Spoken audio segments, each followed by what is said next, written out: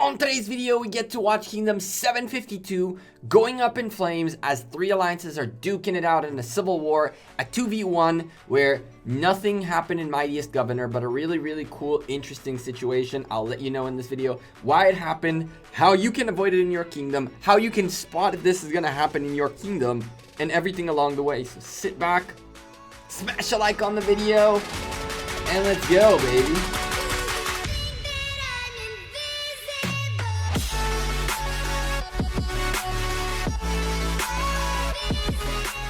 Hey there YouTube, welcome back to Gekko Gaming as the 2v1 is here, TF52 and PA52 against RK52. It is about to go down. PG52 actually are now PGAR. We'll talk about that momentarily. Before we start though, I'm a sponsored content creator. Rather than this, enjoy the content, don't forget to smash a like on this video, subscribe to the channel, and hit a bell. Hit that bell to get a notification to know every time we upload a new video. And of course, I appreciate every single one of you has been liking these videos and letting YouTube know you're enjoying the content so they share it with more folks. So thank you from the bottom of my heart for helping out the channel.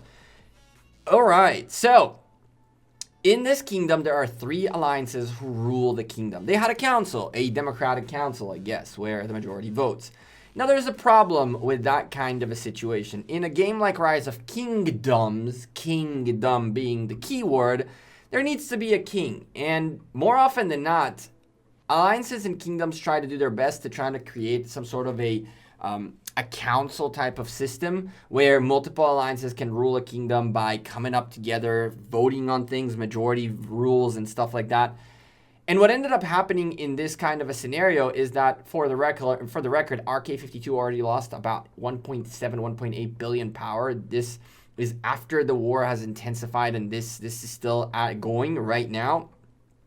So RK52 essentially kind of got on the nerves of the rest of the alliance's leaders, and there was a little bit of friction, my understanding, between them and other leaders, and at the end of it, the decision was by the council that RK52 were more trouble than they were helpful, or something along those lines. And this is how it became a 2v1. Now, at this point, here's the pickle. This kingdom has set itself up to be a council type of kingdom. If you recall, we used to have a free-to-play jumper account, which was in Kingdom 904. And the reason I left Kingdom 904 and in general scrapped that project was that the kingdom went into becoming a council type of kingdom that multiple alliances within the kingdom get to rule it. Let's take off simplified graphics so we can get to enjoy the fight a little bit more. And so the problem with having council rules is that more often than not, council rules means majority wins. And more often than not, that means that there is a minority that keeps building up resentments against the majority who have won. If votes occasionally go whichever way, they're not like very unanimous more often than not, then sometimes this is okay. But more often than not, what will happen is in a group of 3, 4, 5, there will be in a group of 3, 2 that agree with each other more than the third one. In a group of 4, 2 and 2 that agree with each other and try to sway things their way. And it gets really complicated. The problem happens when a council essentially just cannot stand someone else in the council. And this builds up from months and months of disagreements, of bubbled feelings, of decisions that caused resentments to those who lose the vote. Now, I've been in kingdoms where the majority would totally and utterly win every single vote, in the sense of the majority with the stronger players were the ones that would have the majority, quote unquote, in the council, and then the strongest alliance would always get its way, and the smaller alliance started resenting the big alliance, and that caused massive issues. That was the downfall of Kingdom 196 well over a year ago. A massive kingdom that just had a insane Wales kingdom alliance that pretty much everybody else hated / feared. At the other side of that is when you have folks that are not the strongest folks that are also losing vote consistently and feeling resentment towards the other alliances that are getting their way.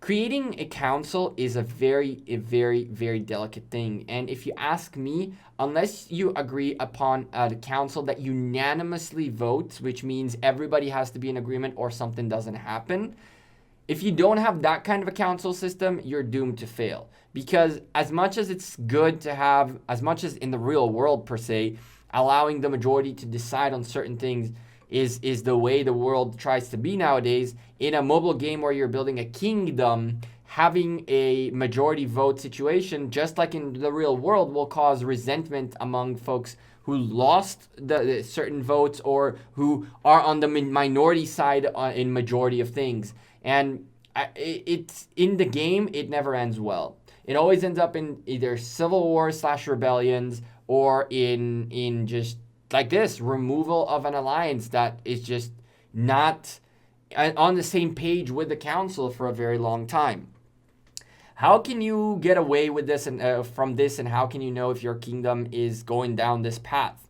Well, if you're in a kingdom that has multiple alliances ruling it, and there's a council doing votes and stuff like that, you should be a little bit worried.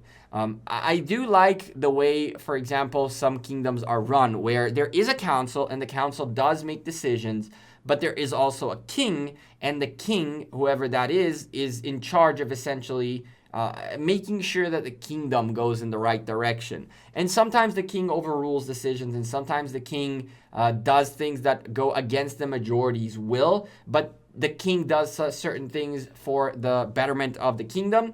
Or the other way around, sometimes the king does things that screw up the kingdom against the council wishes. So again, it's a really tough concept, because leadership of a kingdom is something that is all about really trust. And like it or not, if you don't trust your leadership to a certain extent, and your leadership don't trust other alliances' leadership in their kingdom, then it doesn't matter what kind of a system you're in, you're bound to a civil war. And what ended up happening here is just that. These guys were not seeing eye to eye anymore. I guess it's time to duke it out and see who ends up at the top of all of this. I can tell you that right now, RK52 are a little bit down in terms of power, and they don't own the Lost Temple, so they don't have access to king or to titles or any of that stuff. So that's one thing you should know. And secondly, the thing that happened here is nowhere near over. There was like a small ceasefire that allowed some folks to migrate out or to find themselves a new home, and then that ceasefire ended, and there was talks about zeroing cities, but cities didn't get zeroed at the end of it. So it's a really weird situation. But hey, they're duking it out. We do not have any reports from the scenes, but there's a lot of T4s and T5s on this field, so rallies all over the place, potential losses all over the place. I don't think 752 have a telecicada yet. I don't think they are old enough, but they might be. I haven't seen any telecicadas on the field just yet. So this at least mitigated the amount of damage that was done in this KVK to individuals. I hope that Kingdom 752 managed to get their stuff together, and RK52 find themselves a place where they'll feel better off, or maybe they'll manage all to work it out and get back into business. But it's always weird to watch a kingdom fall into civil war. But at the same time, the one thing you should understand about a kingdom that goes into civil war is that more often than not, it is pretty much required for the kingdom's health. And just remember, regardless of whether this is your kingdom, or your kingdom ever goes into civil war, or your kingdom starts having issues with leadership, at the end of the day, the phoenix does burn and die, but the phoenix only rises back from its ashes after it burns. So for the phoenix to be reborn, it first needs to die. And occasionally, you should be striving for allowing the phoenix to die in order to continue and progress with the next generation of it. A lot of alliances and a lot of kingdoms tend to hold onto what they have for as long as they can, and it causes even more issues and more migrations and more people leaving and more just downfall, while trying to just make something that doesn't work anymore keep working. So good luck to RK52, and thank you for whoever sent me this information. Shout out to you. You know who you are. I'm Gekko. I'm out of here. I appreciate every single one of you. Drop the like on this video, subscribe to the channel, and I will see you all on tomorrow's Saturday special stream, where we gotta make up for our Wednesday's Liver Wars Wednesday scenario. So I'll see you probably around 6 p.m. UTC. We might do ARC live on stream too, so this is gonna be interesting Take care and have a good one. Peace.